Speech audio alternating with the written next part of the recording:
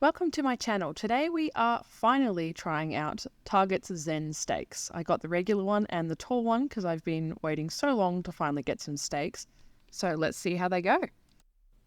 I selected these four to play with today. We have the Hoya Matilda from one of our other videos, the Hoya Compactor and the Hoya Obovada, as well as a marble pothos.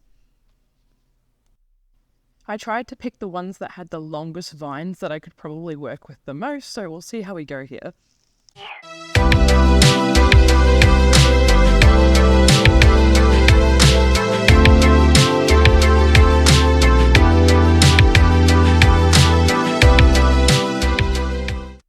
After some time of trying to get the sticker off the box so I could open it to show you, we finally have them out, and these are what we have.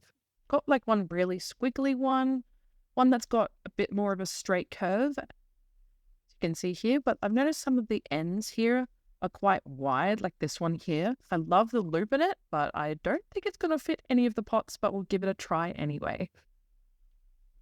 And let's open the next one.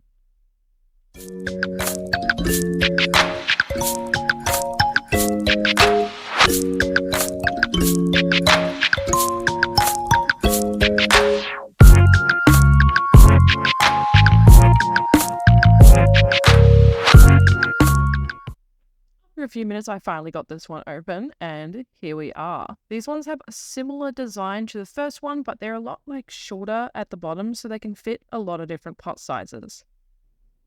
I love the little gold ties that they have on them though. I will definitely be using those to hold the plants up. I wasn't too sure which one I wanted to start first, so I just went with this one and I thought it would work great in the Hoya Matilda to hold up multiple vines that are going crazy everywhere. This one went in super easy and held up really well, so I didn't have to do too much fiddling with this one. But then I wanted to try and work with some of the vines that I had on it. So I thought I would pin those up a little later, but you can see me experimenting here with how to get them to wrap around. And ta-da!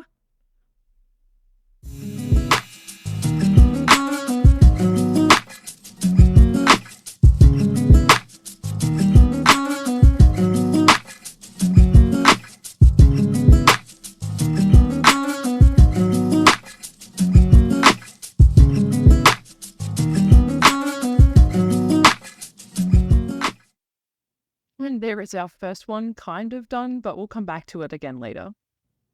On to the next one. I tried to do something with this one here to see if it would fit in any of them.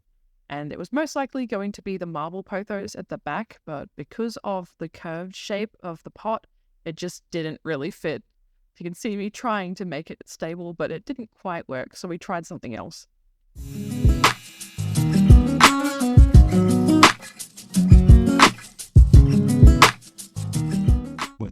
For the next stake, I picked this big long one here. I wanted to try and do something with the Hoya Obovada and see if it would hold up. This plant did previously have a stake, but it wasn't quite working because the stake was way too big.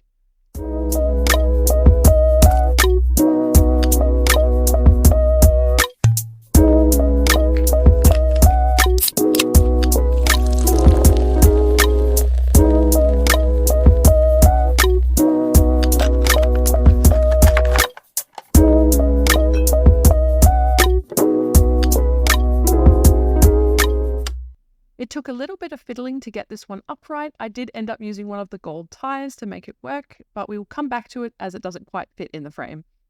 For the next one, I wanted to try and use one of these squiggly stakes. The first one was a bit too short, so I tried to use the longer one, but it didn't quite work with the shape of the Hoya, so I decided I would use one of the longer stakes with the hoop in the middle.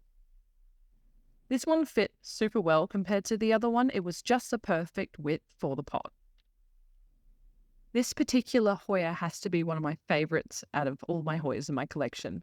It was given to me along with the pot a few years ago, and it started at about 10 centimeters long and is now currently about 80 centimeters long. So it's grown so much in I think it's a year and a half that I've had it.